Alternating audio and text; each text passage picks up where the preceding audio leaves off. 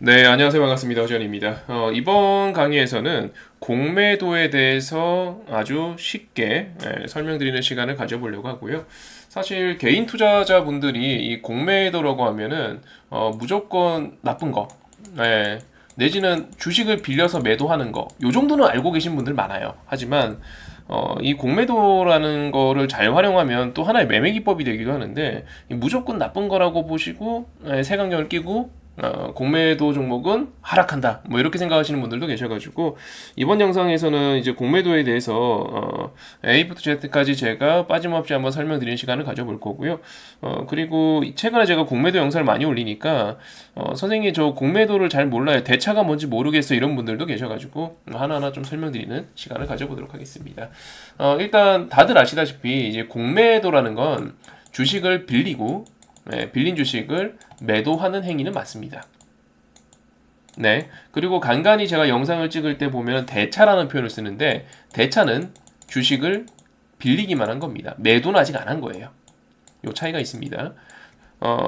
주식을 빌리지 않고 매도를 하는 행위를 우리는 무차입 공매도라고 하는데 대한민국에서는 무차입 공매도는 불법입니다. 네, 대부분의 선진국은 불법이라고 보시면 되겠고, 뭐 일부 국가들은 뭐 아직도 그게 합법인 경우가 있습니다만 세상에 빌리지도 않고 매도를 할 수 있다니 정말 말도 안 되는 거잖아요. 사실 공매도라는 자체도 저는 대한민국에서 없어졌으면 하는 제도 중 하나입니다만, 뭐 일단 우리나라는 요렇게 해야 합법입니다.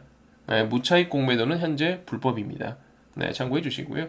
어떤 식으로 이제 수익을 내냐면, 내가 이제 어떤 A라는 주식을 1만 원에 매도합니다. 네, 매도해서 A라는 주식이 추후 7천 원까지 하락을 합니다. 그러면 7천 원에 사서 갚아버려요. 3천 원의 차익이 생기겠죠.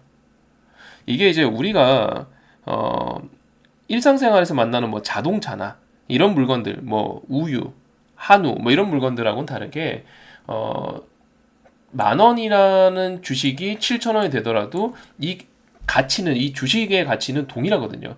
상품이 누가 섰다고 해서 때가 타고 중고로서의 어떤 감가상각이 발생하고 이런 게 아니기 때문에 예를 들어 제가 친구한테 자동차를 빌려서 타다가 친구한테 돌려주면은 자동차의 가치는 떨어지잖아요.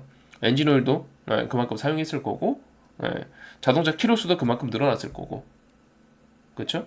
연식이 며칠이지만 연식이 지나갔고 약하게나마 감가상각이 분명히 발생을 한단 말이에요. 하지만 주식은 그대로예요. 이때 한 주와 이때 한 주는 같은 가치를 가지고 있으니까요. 물론 중간에 증자나 감자나 이런 걸 행한 주식들은 가치가 달라지겠지만 어쨌든 같은 가치를 갖고 있으니까요. 사서 갚으면 돼요. 이게 이제 공매도입니다. 근데 이제 공매도의 대표적인 특징 중에 하나가 첫 번째, 주식을 빌려서 갚는 것인데 빌리는 게 좀 자유롭지 않아요. 개인들한테는. 공평한 시장이 아닙니다. 여러분들 그럼 지금 당장 HTS 켜가지고 공매도 한번 해보세요. 쉬운가? 쉽지 않습니다. 공평한 시장이 아니다. 요걸 좀 기억해 주셔야 되겠고요. 그렇기 때문에 우리는 한 가지 더 생각해 볼 문제가 있습니다. 그게 뭐냐면 공평한 시장이 아니다. 개인한테 화끈하게 열려있는 시장이 아니다 보니 대부분 기관, 외국인들의 동무대입니다. 바꿔 말하면 단기간에 공매도가 급증했다라고 한다면 외인 기관 같은 수급들이 이 주식에 대해서 하락 가능성을 점치고 있다라고 우린 분석을 할 수 있겠죠. 이해되시죠? 즉 공매도 세력의 타겟이 되었다면 그들이 단기 하락 포지션을 취한다. 예를 들어서 어떤 주식에 외인 기관의 어떤 매도 수급이 늘어났다라고 한다면 뭐 단순 차익 물량일 수도 있잖아요, 그건. 아니 근데 공매도가 늘어났다 이거는 단순 차익 물량이 아니고 단기간 내 주식이 하락할 거라 생각하고 배팅하는 거예요. 이거 조금 느낌이 다르죠? 예를 들어서 우리가 A라는 주식에 대해서 현금 매수를 해요. 내가 가지고 있는 현금을 가지고 매수를 합니다. 뭐 그냥 되게 일반적인 거죠. 하지만 내가 A라는 주식에 대해서 현금 매수가 아니고 신용 매수를 합니다. 이건 레버리지죠. 내가 이 주식이 상승할 거라는 생각을 해서 돈을 빌려서 신용 매수를 하는 거잖아요. 돈을 빌려서 내가 그냥 현금 매수했을 때보다 2배, 3배 더 수익금을 늘리겠다. 이게 신용 매수죠. 레버리지를 이용하는 거고 그만큼 신용 매수이기 때문에 이자도 나가고 하니까 단기간 내 수익이 나야 돼요. 즉 신용 매수하는 사람들은 대부분 단기간 내 이 주식이 오를 거라 생각하고 신용 매수하는 거잖아요. 마찬가지입니다. 얘도 빌리는 거라니까요. 빌리잖아요. 빌리니까 이자가 발생해요. 그렇죠? 빌리는 것이기 때문에 빌려서 매도라는 거기 때문에 단기간 내 하락할 거라고 생각을 하는 거예요. 누가? 얘네가. 요거를 이해해 주셔야 돼요. 공매도는 나쁜 거. 공매도는 뭐 하락 시그널. 네, 공매도는 뭐 우리나라 시장에서 뭐 없어지면 좋은 거. 뭐 이렇게만 이해하지 마시고 공매도는 그들만의 리그고 95% 이상이 기관 외인이에요. 그리고 공매도는 그 기관 외인이 빌려서 매도하는 것이기 때문에 이 공매도에 대해서는 단기간 내 그들이 하락 가능성을 점치고 있다. 이렇게 볼 수 있겠죠. 즉 우리가 주식을 매매할 때 외국인이 사고 팔았네, 기관이 사고 팔았네, 개인이 사고 팔았네 이런 수급창 많이 보잖아요. 네, 뭐 예를 들어서 이제 이런 화면들, 이런 투자자별 매매 동향 이런 거 많이 보시잖아요. 자, 이런 일별 동향 이런 거 많이 보시잖아요. 그렇죠? 근데 이런 것처럼 공매도도 하나의 화면인 거예요. 하나의 창구. 아까 말씀드린 것처럼 공매도는 그들이 단기 하락 가능성을 점치고 하는 거기 때문에 즉 대차의 증가는 아직 매도가 행해진 건 아니지만 대차의 증가는 잠재적으로 공매도로 나올 수 있기 때문에 주의해야 될 단계가 되겠고 단기 공매도 물량의 증가는 기관 외인들이 매도하는 거기 때문에 일단 부정적 시그널로 보는 게 맞겠죠. 그렇죠? 세 번째, 꼭 알아주셔야 될 포인트 중 하나는 이 공매도 세력이 들어온 게 무조건 나쁜 건 아니에요. 특히 내가 이 주식을 보유하지 않은 입장에서는 한 가지 기억해 주셔야 될 게 있습니다. 숏 커버링. 환매수라고도 하죠. 무슨 말이냐면 빌렸잖아요. 갚아야지. 맞잖아요. 빌렸으니까 갚아야 되잖아요. 어떻게 보면 단기간 내 많이 빌렸기 때문에 단기간 내 많이 사서 갚아야 돼요. 즉 갚는 매수세가 발생할 수 있죠. 요걸 역으로 이용하면 수익을 낼 수 있습니다. 단기 공매도가 급증한 종목들은 V자 반등을 많이 하기도 합니다. 왜? 숏커버링 때문에. 즉 공매도는 나쁜 거 여기서 끝내는 게 아니고 공매도가 많다. 관심 종목 등록해놨다가 나중에 숏커버링 시그널 나올 때 매수해야지. 이렇게 접근할 수도 있는 거죠. 이해되셨죠? 네 번째, 요것도 좀 기억을 해주셔야 되는데 공매도 세력이 무조건 이기진 않습니다. 물론 승률이 높죠. 그들은 승률이 높습니다. 개인들과 다르게 집단적으로 움직이고 개인들은 뭐 조금만 수익 나면 빠지려고 조금만 손실해도 공포감에 휘둘리고 이러잖아요. 누군가는 팔고 누군가는 사고. 하지만 기관 외인들은 집단적으로 잘 움직이죠. 자금도 풍부하죠. 우리랑 다르게 주식을 빌리기 좋아요. 그렇기 때문에 그들의 승률은 상당히 높습니다. 전문가이고 분석도 잘했고 뭐 분석 데이터도 되게 많을 거고요. 하지만 그들이 무조건 승리하진 않아요. 얼마 전에 이제 게임스탑 사건이 있었죠. 공매도 세력과 이제 전쟁을 하면서 게임스탑이 미친 듯이 급등을 한 적이 있었는데요. 비단 게임스탑뿐만 아니라 그 대한민국에서도 비슷한 사례가 있었었죠. 한번 보여드릴까요?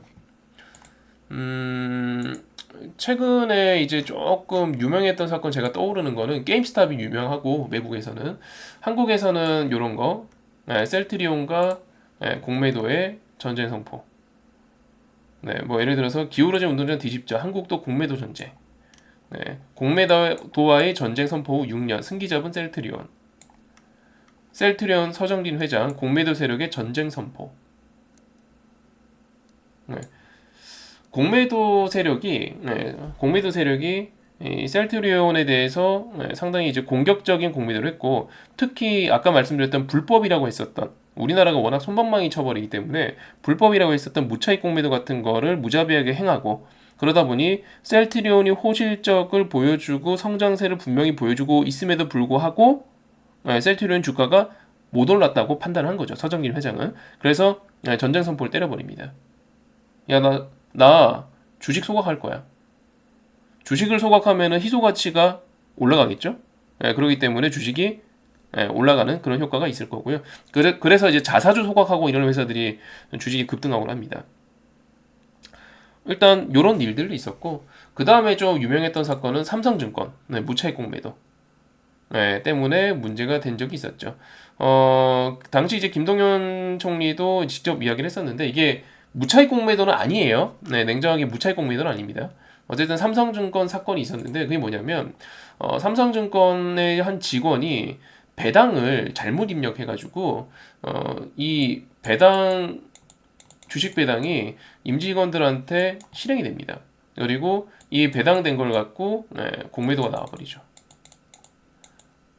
어떻게 보면은 뭐 배당으로 지급되긴 했습니다만 사실 이렇게 실행되면 안 되는 주식이었는데 실행이 돼버렸고 이게 공매도로 나오면서 근데 이게 어쨌든 무차익 공매도 아니냐.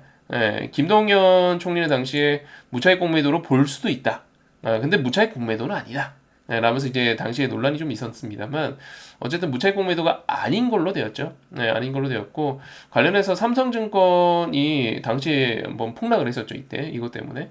그리고 공매도가 이제 좀 문제가 되는 거 아니냐라고 하면서 당시에 뜨거운 화두가 되기도 했었습니다. 어쨌든 내용은 이렇습니다.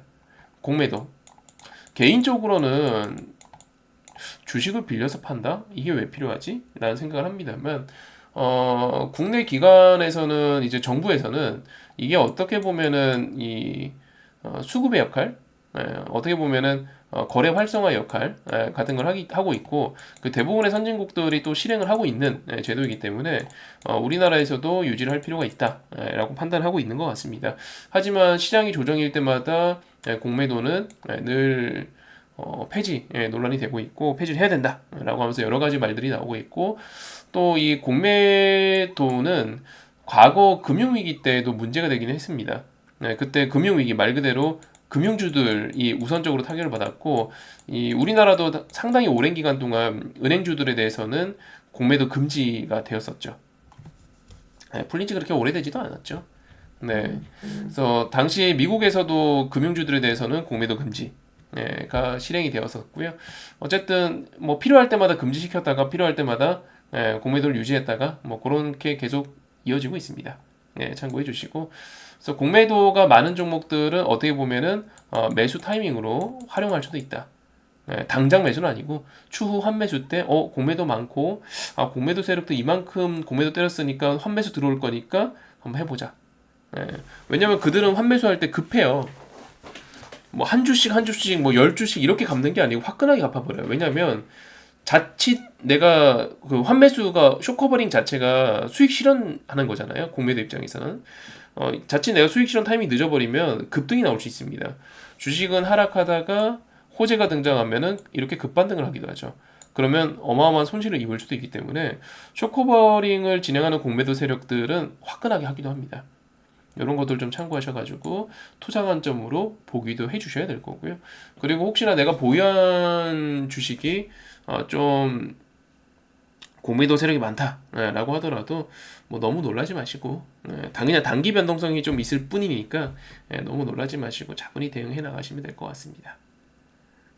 참고해 주시고요. 혹시 공매도가 뭔지 몰랐다 하시는 분들은 이번 영상이 좀 도움 되셨으면 좋겠고 저는 또 다른 유익한 영상으로 인사드리도록 하겠습니다. 이상 허지연이었습니다. 여기까지 하겠습니다.